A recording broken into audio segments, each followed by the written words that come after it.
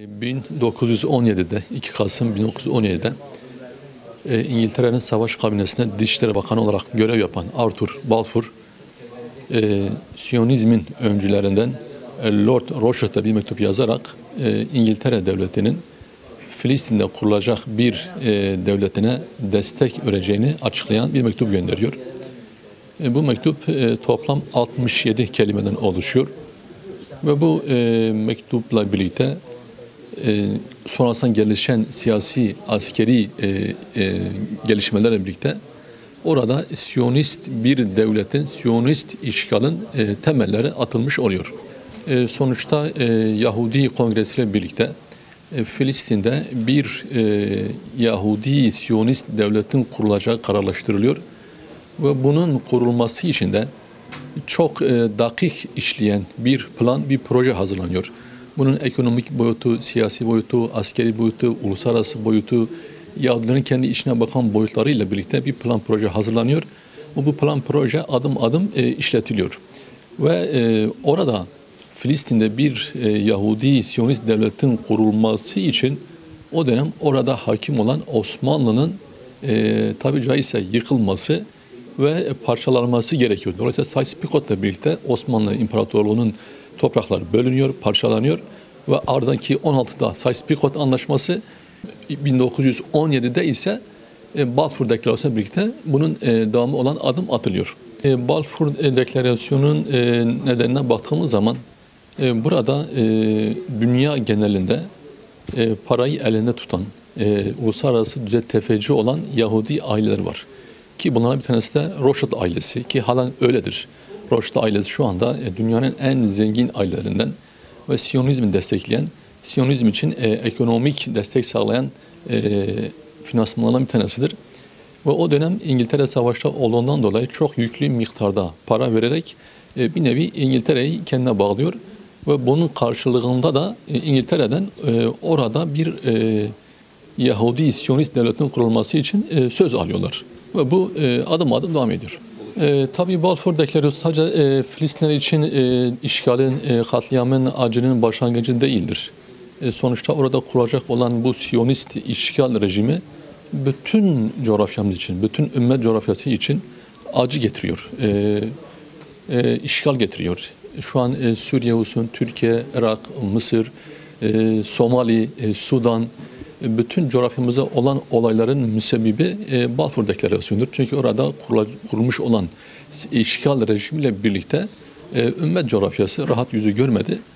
Ve orada Yahudi devletinin kurulması için de ki 1922 yılında Amerikan Başkanı Wilson bu mektubu kabul ediyor ve bununla birlikte o dönem Filistin toprakları, Suriye toprakları, Irak toprakları İngiliz mandası hükmündeydi. Ve İngiliz mandasının başına da yine bir tane Siyonist getiriliyor.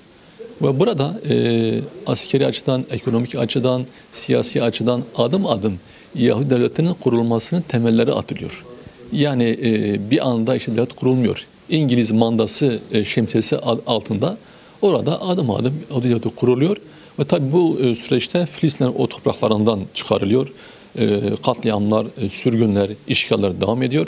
Ve en sonunda İngiliz'e artık tamam burada bir Siyonist devlet kendi hayatını ikame edebilir, idare edebilir, düzene geldikten sonra İngiliz'e oradan çekiliyor ve ardından da zaten Siyonist rejim devlet olduğunu ilan ediyor. Öncelikle orada bir Siyonist rejimin kurulması İngiltere'nin çıkarlarıyla uyumluydu. Batı'nın çıkarlarıyla uyumluydu. Ki bu destek halen devam ediyor. Sadece bir Balfour Deklarasyonu değil, halen günümüze devam ediyor. Amerika, İngiltere, bütün küfür cephesi halen Siyonizmin arkasında ekonomik, siyasi, askeri, politik her açıdan destek veriyor. Ki şu ana kadar hiçbir bunca katliama rağmen, bunca işgale rağmen Birleşmiş Milletler'den Siyonist rejimin aleyhine tek bir madde, tek bir karar çıkmış değildir. Ki geçen hafta çok ibretlik bir olay yaşadık.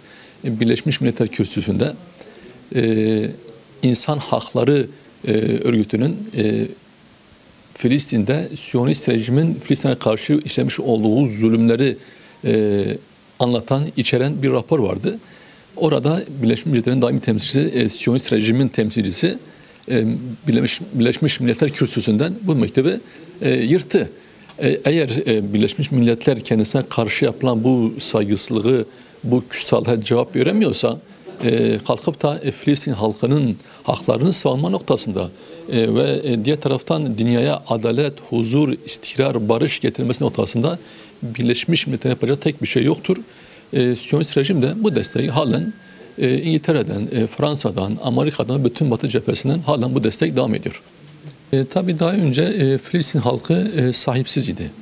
Her ne kadar diğer Arap ülkeler, diğer İslam ülkeleri savunuyor olsalar da istenilen manada, istenen ciddiyette Filistin halkını, Filistin topraklarını savunmuyorlardı. Yana göre ihanetler, Siyonist rejimle, Batı'yla işbirlikler ki halen bu devam ediyor. Dolayısıyla Filistin halkını gerçekten de kendisini koruyacak ve topraklarını Siyonist rejimin işgalinden kurtaracak bir hareketten yoksunuydu. Fakat elhamdülillah son dönemlerde ciddi manada Siyonist rejimi gerileten, sersemleten, uykusunu kaçıran, hatta atacağı birçok şeytani planı akim bırakacak güçlü bir direniş vardır. Şayet bu direniş olmasaydı inanıyorum şu anda Mescid-i Aksa başta olmak üzere Kudüs'ün tamamı ve Filistin toprağının tamamı işgal edilmiş olacaktı. Fakat şu anda elhamdülillah direniş her geçen gün gelişiyor, ilerliyor, kendini günün şartlarına göre güncelliyor ve askeri noktada özellikle ulaşmış olduğu seviye başarı Siyonist rejimi geriletmektedir. Ki geçen aylarda Mescid-i Aksa yönelik Yahudi işgalini bu direniş sona erdi. Seyfül Kudüs adıyla bir operasyon başlatıldı. Elhamdülillah inşallah bundan sonra bu direniş daha da güçlenirse Filistin topraklarını işgalden kurtarma noktasında daha büyük işler başaracaktır. Ve esas da zaten Siyonist rejimi korkutan, gerileten bu direnişin güçlü olmasıdır. İnşallah bundan sonra da direniş üzerine düşeni yapmaya devam edecektir. Tabii şu anda Seyfül Kudüs operasyonuyla birlikte en azından şunu görüyoruz, dengeler değişti. Çünkü geçen dönemlerde evet Siyonist rejim geriliyor olsa bile arkasında büyük yıkım, büyük katliamlar, büyük bedel ödetilmiş bir şekilde Müslümanlara geri çekiliyordu. Fakat gördü ki artık şu anda olabilecek bir çatışma, bir savaş sadece Filistin'de yaşamış olduğu topraklarda değil, aynı zamanda Yahudilerin, Siyonistlerin yaşamış olduğu bölgelerde de sıçrayacaktır. Ve Amerika artık eskisi bir güçlü değildir. Yani dünyanın hakimi değildir. İstediğini yaptıran, her söylediğini yerine getiren bir dünya değildir. Ve inşallah temennimiz artık bu aşamadan sonra Libre'nin Müslümanların lehine döndüğü, direnişin lehine döndüğü ve eninde sonunda hani bunu devlet olarak tanımıyoruz kesinlikle. Siyonist bir rejim, bir çetedir. Bir işgal rejimidir. İnşallah Teala bu aşamadan sonra Kudüs'ün özgürlüğü ve Filistin topraklarının tamamen özgürlüğe kavuşması uzak bir ihtimal olarak görmüyoruz. İnşallah Teala bütün ümmetin katkılarıyla, Müslümanların gücünün birleşmesiyle inşallah Teala bu Siyonist işgal, bu rejim bitecektir. Çünkü bu topraklara ait değildir ve burada uzun süre kalması da mümkün değildir.